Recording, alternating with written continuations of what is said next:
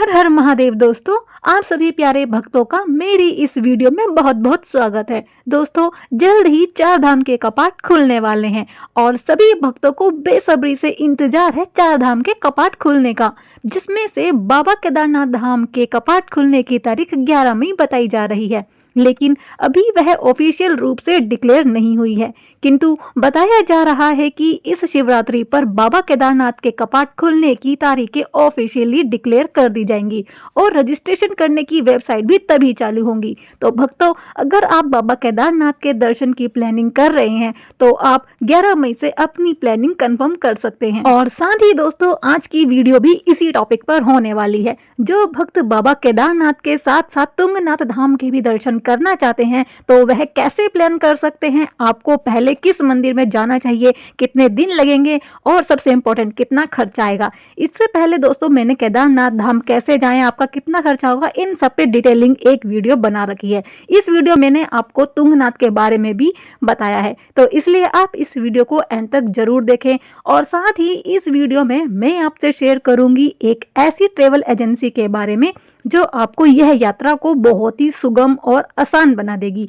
इसलिए दोस्तों, वीडियो को एंड तक देखें। और हाँ दोस्तों, अगर आप इस चैनल पे नए हैं और मेरी वीडियो आप पहली बार देख रहे हैं तो चैनल को सब्सक्राइब करना और वीडियो को लाइक करना ना भूलें। तो चलिए शुरू करते हैं। हर हर महादेव। दोस्तों, बाबा केदारनाथ का धाम 12 ज्योतिर्लिंगों में से एक और उत्तराखंड के 4 धामों में से एक है। यहाँ पर महादेव के दर्शन करने मात्र से आपकी अकाल मृत्यु टल जाती है। तो इस पावन धाम तक आप कैसे पहुंच जाएंगे, पहले ये जानते हैं। दोस्तों, आप जिस भी शहर से हैं, आपको सबसे पहले पहुंचना होगा हरिद्वार या फिर ऋषिकेश। मैंने यह यात्रा हरिद्वार से शुरू की है, इसलिए मैं आपको हरिद्वार से बता रही हूँ। दोस्तों, हरिद्वार का रेलवे स्टेशन सभी स्टेशनों से वेल कनेक्टेड है, इसलिए आप हरिद्वार की रेलवे स्टेशन तक पहुंच जाइए। या फिर अगर आपको बस इजीली मिलती है तो आप अपने शहर से बस करके हरिद्वार पहुंच जाइए।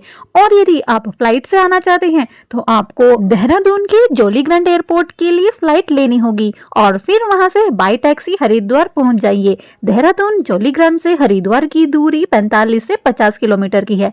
तो अब दोस्तों, आपको यह भी ध्यान रखना है कि आप हरिद्वार में सुबह जल्दी पहुंचे, क्योंकि केदारनाथ जाने वाली बसेस आपको मॉर्निंग के टाइम ही मिलती है। उनका टाइम है सुबह 4 बजे से लेके 8 बजे तक। इसके बाद आपको कोई भी बस नहीं मिलेगी। और अगर आप टैक्सी से जाना चाहते हैं तो आप शेयरिंग टैक्सी भी कर सकते हैं। और साथ ही दोस्तों, मैं यहाँ पर आपसे शेयर करूंगी एक ऐसी एजेंसी के बारे में जो आपकी यह 4 धाम की यात्रा बहुत ही सुलभ और सुगम बना सकती है और यह यात्रा आपकी बजट में भी हो जाए, ऐसी एजेंसी के बारे में मैं आपको बताऊंगी।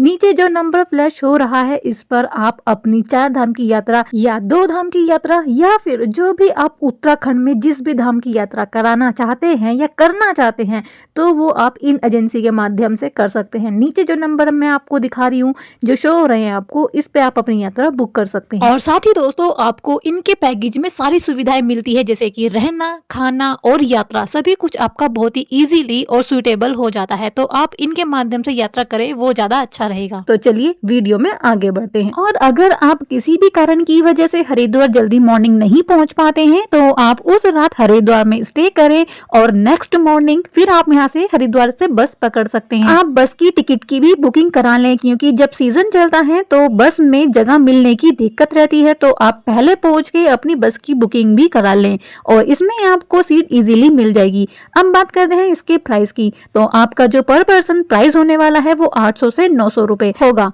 और हरिद्वार से सोनप्रयाग की दूरी है दोस्तों 230 किलोमीटर। पहले दिन आप सोनप्रयाग तक ही पहुंच पाएंगे, क्योंकि सोनप्रयाग तक ही बस या टैक्सी जाती हैं। उसके आगे का ट्रैक आपको पैदल ही करना होता है। तो यहाँ पर दोस्तों, पहले दिन आप सिर्फ सोनप्रयाग तक ही पहुंच पाएंगे और आपको अपना जो पहला स्टे करना है वो सोनप्रयाग, सीतापुर, गुप्तकाशी या फाटा, यहाँ कहीं पर भी रुक सकते हैं, क्योंकि सभी श्रद्धालु धाम में पहुंचने के बाद सोनप्रयाग में ही रुकते हैं या फिर गौरीकुंड में, इसलिए आपको वहाँ रूम मिलने में दिक्कत हो सकती है और अगर आपको रूम मिल भी जाए तो वो आपको महंगे मिल सकते हैं। इसीलिए मैं आपको सजेस्ट करूंगी, अगर आप सोनप्रयाग में आपको जगह नहीं मिलती है तो आप सीतापुर, गुप्तकाशी या फाटा में कहीं पर भी रुक जाइए। इन सभी जगहों की दूरी सोनप्रयाग से मात्र 2 से 30 किलोमीटर के अंदर की है, तो आप इतना ट्रैक अपना अर्ली मॉर्निंग उठकर कवर कर सकते हैं बाय टैक्सी या बाय ऑटो।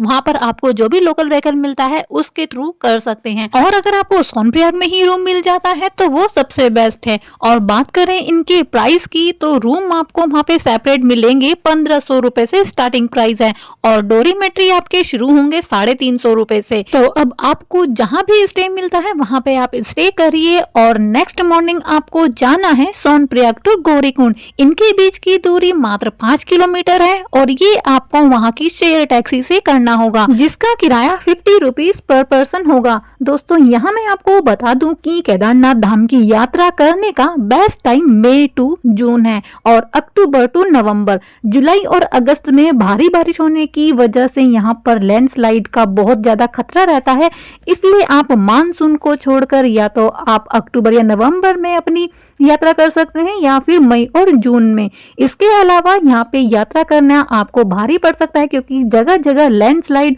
और वाहन फंसने का डर रहता है। और जो मैंने आपको यात्रा करने का समय बताया है दोस्तों, इसी टाइम पर आपको भारी रश वहां पर देखने के लिए मिलेगा।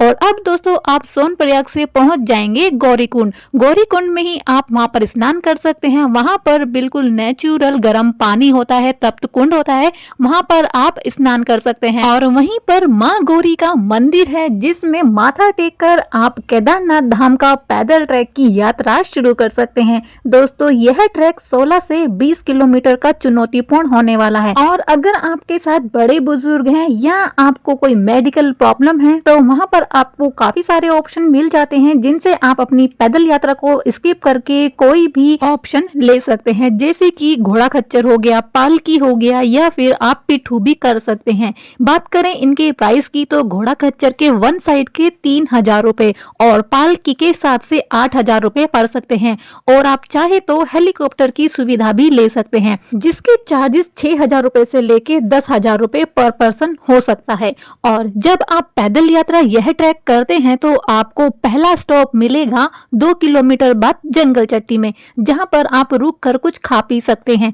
बात करें इनके खाने पीने की चीजों के प्राइस की तो यहाँ पर आपको थोड़ा कॉस्टली मिलेगा और जैसे जैसे हाइट बढ़ती जाएगी वैसे वैसे उन चीजों के प्राइस डबल होते जाएंगे। इसीलिए अच्छा होगा आप नीचे से ही अपना खाने पीने का सामान कैरी कर लें। और इस पूरे रास्ते में आपको जो नज़ारे देखने के लिए मिलेंगे ना दोस्तों, वो आपको जिंदगी भर याद रहने वाले हैं। यहाँ पर आपको मिलेंगे प्राकृतिक झरने जिनका पानी इतना ज्यादा स्वच्छ और इतना ज्यादा शीतल होता है कि उसे आपकी थकान और सारी थकावट दूर हो जाएगी। और दोस्तों यह पानी इतना ज्यादा साफ होता है कि इसे आप पी भी सकते हैं, इसलिए आप वहां पर मिनरल वाटर की बोतल खरीदने में पैसे वेस्ट मत करिएगा, आप इन्हीं झरनों का पानी पी भी सकते हैं। और दोस्तों आपको यह ट्रैक करते करते शाम हो जाएगी, यानी कि आपको इस ट्रैक में करने के लिए जो टाइम लगेगा वो लगेगा करीबन 8 से 10 घंटे।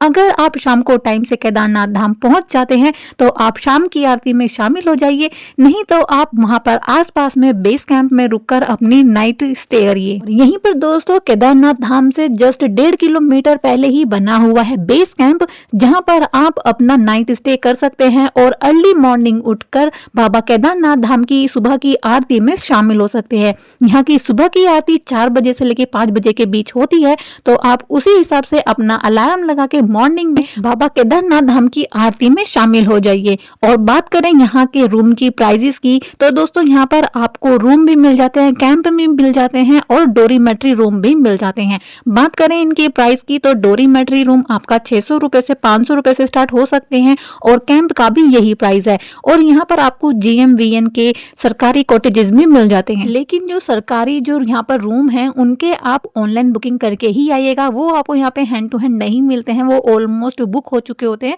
तो अगर आप GMVN के कॉटेजेस वगैरह या रूम वगैरह में रुकना चाह रहे हैं तो उनकी ऑनलाइन बुकिंग जरूर करिए। तो अब दोस्तों आपने सुबह मॉर्निंग की आरती देख ली है बाबा केदारनाथ धाम की, तो अब आप वापसी करें सोनप्रयाग आने की, क्योंकि आपको इसमें भी कम से कम 5-6 घंटे लगने वाले हैं और आपको शाम हो जाएगी यह ट्रैक उतरने में। और अब आपको यह शाम सोनप्रयाग में ही बितानी है, क्योंकि आप काफ़ी टायर्ड फील करेंगे, इसलिए आप सोनप्रयाग में ही नाइट स्टे करें। और हाँ दोस्तों, हो सके तो आप उसी शाम बुकिंग करा ले बस की जो सोनप्रयाग से तुंगनाथ के लिए जाती है, या फिर टैक्सी की जो आपको सीतापुर या फाटा से मिल जाएगी। वो इसलिए दोस्तों कि हो सकता है कि आपको मॉर्निंग में ये सब चीज़ें कराने में देर हो जाए और हो सकता है कि टिकट भी ना मिले, इसीलिए एक रात पहले ये सारे अरेंजमेंट कर लें। और दोस्तों, जैसा मैंने आपको वीडियो की स्टार्टिंग में बताया था कि आप तीर्थ ट्रैवल यात्रा की गाड़ी भी बुक करा सकते हैं। उनसे दोस्तों क्या होता है ना कि आप ये बार बार बुक कराने की झंझट और होटल बुक कराने की झंझट से बच जाते हैं। वो काफ़ी आपको ईजी आपकी यात्रा बुक करा देते हैं। और साथ ही अगर आप पहली बार चारधाम की यात्रा कर रहे हैं तो ये तीर्थ एंड ट्रेवल्स वाले आपको बहुत ही बजट में और बहुत ही आसानी से आपकी यात्रा को सुगम बना देंगे। तो चलिए दोस्तों, अब बात करते हैं कि आपको केदारनाथ में और तुंगनाथ में कितने दिन लगेंगे। तो दोस्तों, आपको इन दोनों धाम को करने में 4 दिन और 4 रातें लगेंगी। तो अब दोस्तों, आपने जो भी गाड़ी बुकिंग की है, आपको अर्ली मॉर्निंग उठना है और उसमें बैठ के जाना है चौपता। वो इसलिए दोस्तों क्योंकि चौपता तक ही सारी गाड़ियां जाती हैं और चौपता से तुंगनाथ का 5 किलोमीटर का ट्रैक आपको करके जाना होगा। बात करें सोनप्रयाग से चौपता की दूरी की तो वो है 270 किलोमीटर, जिसे करने में आपको 2.5 से 3 घंटे लग सकते हैं। तो इसलिए आपको मॉर्निंग में जल्दी उठकर अपना ये 2.5 से 3 घंटे का रास्ता कवर करना है और सेम डे ही आपको ट्रैक करना है तुंगनाथ के लिए। तुंगनाथ का ट्रैक है दोस्तों 5 किलोमीटर का। इसे करने में भी आपको 3 से 3.5 घंटे लग सकते हैं और हो सकता है इससे भी ज़्यादा टाइम लग जाए। वो इसलिए दोस्तों क्योंकि चौपता से तुंगनाथ की जो चढ़ाई है वो बहुत ही ज़्यादा कठिन है। बहुत ही मतलब आप 45 डिग्री का एंगल मान के चलिए कि इतनी ज़्यादा कठिन चढ़ाई होने वाली है तुंगनाथ ट्रैक की। इसलिए यह चढ़ाई को करने के लिए आप छोटे छोटे स्टेप लेकर अपनी यह यात्रा पूरी करें। अब आप तुंगनाथ तक पहुंच गए हैं तो अब आप तुंगनाथ बाबा के दर्शन करिए। और यहाँ मैं आपको बता दूं जिनको नहीं पता है कि तुंगनाथ बाबा का यह मंदिर वर्ल्ड हाईएस्ट शिवा टेम्पल है और पंच केदार में से एक है। दोस्तों, इससे ऊपर ही है चंद्रशिला ट्रैक। अगर आप चाहें तो वह भी कर सकते हैं, लेकिन उसकी चढ़ाई इससे भी ज़्यादा खतरनाक है। अगर आप में क्षमता है तो चंद्रशिला का ट्रैक भी आप कर सकते हैं, क्योंकि वहाँ से आपको देखने के लिए मिलती है हिमालय की पीक का नज़ारा। बहुत ही खूबसूरत, आपको हमेशा यादगार रहने वाले नज़ारे वहाँ से देखने के लिए मिलेंगे। तो दोस्तों, अब आप सेम डे नीचे उतर आइए और शाम में स्टे करिए चौपता में ही, क्योंकि उस दिन आप काफ़ी थके होंगे और शाम भी हो चुकी होगी। अब बात करें चौपता में कहाँ रुकें, तो दोस्तों चौपता में आपको होटल नहीं मिलेंगे। वहाँ पर आपको सिर्फ टेंट ही मिलेंगे, जिसमें आपका 3 टाइम का मील इंक्लूड रहता है और उनका चार्जेस होता है 1500 रुपये पर पर्सन। अब बात करते हैं रजिस्ट्रेशन की। अगर आप हेलीकॉप्टर की यात्रा बुक कराना चाहते हैं तो आप नीचे दिए गए लिंक पर हेलीकॉप्टर की बुकिंग करा सकते हैं और साथ ही आप अपनी यात्रा का रजिस्ट्रेशन भी नीचे दी गई वेबसाइट पे करा सकते हैं। और अब दोस्तों, वीडियो के अंत में यात्रा से जुड़ी कुछ जरूरी जानकारी जो आपको जरूर से ध्यान रखनी चाहिए, जैसे गर्म कपड़े, थोड़ी दवाइयाँ, अगर आपको कोई क्रैम्प आ जाए या तबीयत खराब हो जाए उसके लिए आपको मेडिसिन जरूर रखनी चाहिए, कुछ ड्राई फ्रूट्स ताकि आपकी एनर्जी बनी रहे, वाटर बोतल, पावर बैंक, कैश जरूर रखें क्योंकि केदारनाथ धाम में ऑनलाइन पेमेंट नहीं होती है, इसलिए अपने पास कैश जरूर रखें। वहाँ पे नेटवर्क की बहुत ज़्यादा प्रॉब्लम होती है। और रेनकोट रखें, अच्छी क्वालिटी के शूज़ रखें ताकि आपकी ग्रिप बनाने में दिक्कत ना हो, क्योंकि वहाँ पे बहुत ज़्यादा फिसलन और रपटन रहती है। तो दोस्तों, यही थी चारधाम यात्रा की संपूर्ण जानकारी वाली एक वीडियो। आशा करती हूँ आपको पसंद आई होगी। अगर आपको पसंद आई है तो चैनल को सब्सक्राइब करें, वीडियो को लाइक करें, क्योंकि इस चैनल पर इस तरह की वीडियोस आती रहती हैं और उनका नोटिफिकेशन आपको तभी मिलेगा जब आप चैनल को सब्सक्राइब कर लेंगे। तो फिर मिलेंगे किसी नई वीडियो में नए ब्लॉग के साथ और किसी नई जानकारी के साथ। तब तक के लिए हर हर महादेव, हर हर गंगे। और यह वीडियो उन लोगों के साथ जरूर शेयर करें जो अपनी चारधाम की यात्रा प्लान करना चाह रहे हैं, तो जरूर से शेयर करें। नमस्कार।